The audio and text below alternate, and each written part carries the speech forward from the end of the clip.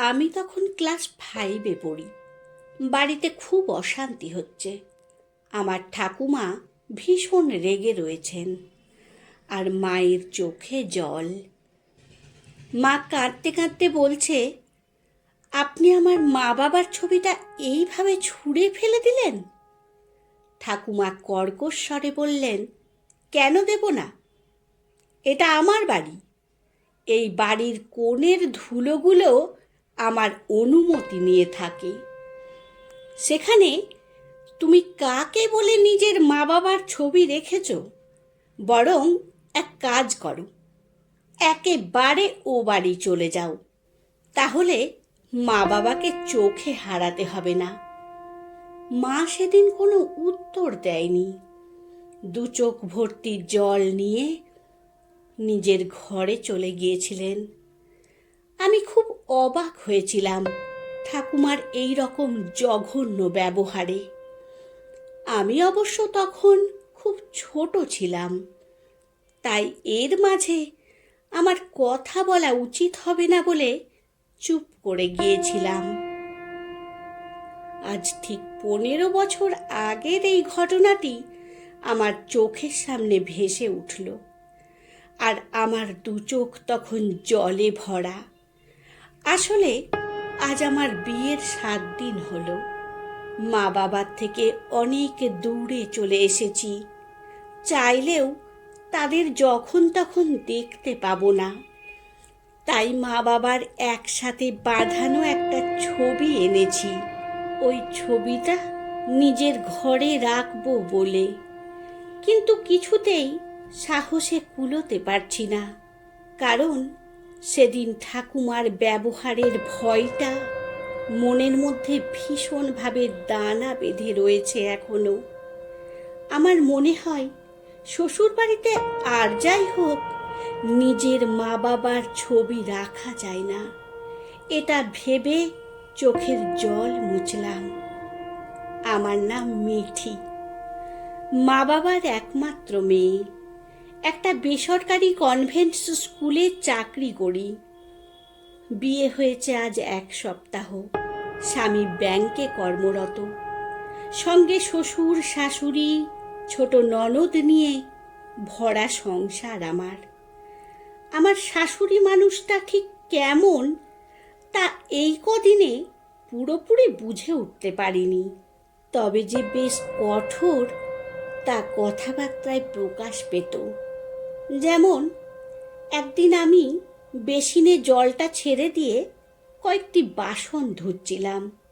হঠাৎ পেছন থেকে শাশুড়ি এসে বেশ গম্ভীর গলায় বললেন, কি ব্যাপার মিঠি, জলের কলটা একটু কমিয়ে ছাড়তে পারছো না? দেখছো না জলের অপচয় হচ্ছে? হ্যাঁ মা, এক্ষুনি আস্তে করছি বলে জলের কলটা আস্তে করলাম। আমি অবাক হলাম। এটা গম্ভীর হয়ে বলার কি ছিল? আমাকে ভালো করে বললেও তো আমি বুঝতে পারতাম।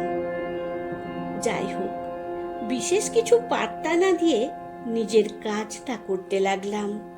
আবার আর একদিন হলো আর এক ঘটনা। আমি স্কুলে যাব বলে রেডি হচ্ছি। হঠাৎ দেখি শাশুড়ি মা ঘরে এসে আমার ঘর ঝাড় দিচ্ছেন। আমি বললাম, মা, আপনি আবার কোমর নিচু করে এসব কাজগুলো কেন করছেন? কেন, আজ তো মালতী দিয়ে এসেছিল, ঘর পরিষ্কার করে দিয়ে গেছে। মালতীর কাজ কেমন সেটাই দেখো। আমি বললাম, কেন মা, কি হয়েছে? বলতেই উনি খাটের প্রতিটি কোণ থেকে ধুলো বের করে বললেন, দেখলে মালতীর কাজ? শুধু কাজের লোক রাখলেই তো হয় না, তাকে একটু বলতেও হয়। তুমি তো বাপু কথাই বলো না, তাহলে সে তো কাজে ফাঁকি মারবেই। আমি নিশ্চুপ হয়ে রইলাম। উনি বিরক্ত হয়ে বললেন, শুধু কাজে বেরিয়ে গেলেই যদি সংসার হয়ে যায়, তাহলে আর সংসার গোছানো হয় না। এই সব ধুলো ময়লা সংসারে দুর্গতি বয়ে আনে। আমি ভীষণ অবাক হলাম। উনি কথা শোনাবেন বলেই আমার ঘরে এলেন? উত্তর দিতে পারতাম, কিন্তু নতুন বিয়ে, তাই ঝামেলা বাড়াতে চাইনি। আর স্কুলেরও তাড়া ছিল, তাই চুপচাপ বেরিয়ে গেলাম। স্কুলে গিয়ে এক মনে বসে ভাবছি যে শাশুড়ি মা আমার সাথে এভাবে কেন কথা বলেন। আমি তো কিছুই বুঝতে পারি না। উনি কি এইরকমই, নাকি আমার বোঝার ভুল? এসব 7-5 ভাবতে ভাবতে স্কুল ছুটির ঘন্টা পড়ল। আমার কলিগ বন্ধু নিশা আমাকে অনেকক্ষণ খেয়াল করছিল। আচ্ছা মিঠি, কি হয়েছে রে? বিয়ের 1 সপ্তাহ হয়েছে, এখনই এত কিছু ভাবছিস? কই, কিছু না তো। কিছু না তো মানে? মুখটা কেমন চুন করে রেখেছিস দেখ। বরের সাথে কিছু হয়েছে? আমি বললাম, না না, সমস্যাটা অন্য জায়গায়। আমার শাশুড়ি মানুষটাকে আমি না ঠিক বুঝে উঠতে পারছি না, বুঝলি? কেন, কি বলতে চাইছেন উনি? আরে সেটাই তো আমার কাছে পরিষ্কার নয়। আমার মুখের কথা থামিয়ে নিশা বলল, শোন, এসব মানুষের কথা একদম সোনা মুখ করে শুনবি না। এখন থেকে উত্তর দিতে শেখ, না হলে পরে মাথায় উঠে নাচবে। আমি বললাম, না না, তুই একটু বেশি সিরিয়াস ভাবছিস ব্যাপারটা। কিছু বোঝাবুঝি নেই, বল কি হয়েছে। আমি সবটা বলতে শুরু করলাম, বিশেষ করে আজ স্কুলে আসার আগে যেটা হলো সেই ঘটনাটা। শুনে নিশা বলল, কি বলছিস? এই সামান্য ব্যাপারে এত কথা শোনাচ্ছেন তোকে? তুই চাকরি করিস, একটা স্বাবলম্বী মেয়ে, তুই কেন মুখ বুঝে শুনে চলবি এসব? উত্তর দিলি না? না, আসলে বয়স্ক মানুষ হয়তো ভালোর জন্যই বলছেন। তুই এত নরম, তাই তোকে এসব বলতে পেরেছে। এবার ফোঁস কর, দেখবি পথে চলে এসেছে। বলে নিশা বলল, চল আজ বাড়ি যাই, কি করে উনাকে প্যাঁচে ফেলা যায় দেখ, তারপর কাল বলিস কি হলো। আমিও মনে মনে ভাবলাম, ঠিক আছে দেখি, আজ আমাকে যদি কিছু বলে তাহলে কিভাবে পার পায় আমিও দেখছি। বাড়ি ফিরে ঘরে ঢুকছি আর ভাবছি কিভাবে শাশুড়িকে প্যাঁচে ফেলা যায়। এসব ভাবতে ভাবতে সদর ঘর দিয়ে যেই ঘরে যাব, আমি তো অবাক। আমার মা বাবার বাঁধানো ছবিটা সদর ঘরের দেওয়ালে সুন্দর করে টাঙানো। আমি জাস্ট হতবাক হয়ে দাঁড়িয়ে রইলাম। ছোট ননদ তিথিকে দেখে বললাম, এই ছবিটা এখানে কে টাঙালো রে তিথি?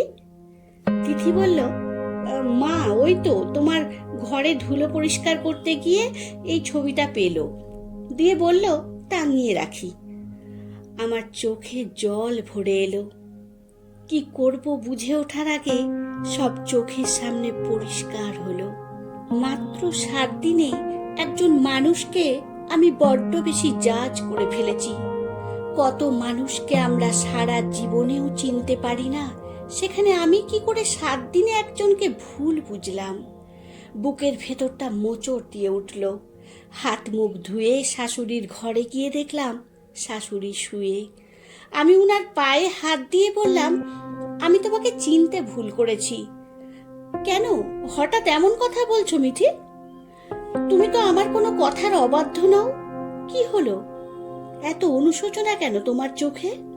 আমি বললাম, জানেন মা, আমার মা আমার দাদু দিদার ছবি বাড়িতে রেখেছিল বলে আমার ঠাকুমা ভীষণ রাগারাগি করে সেই ছবি ছুঁড়ে ফেলে দিয়েছিলেন।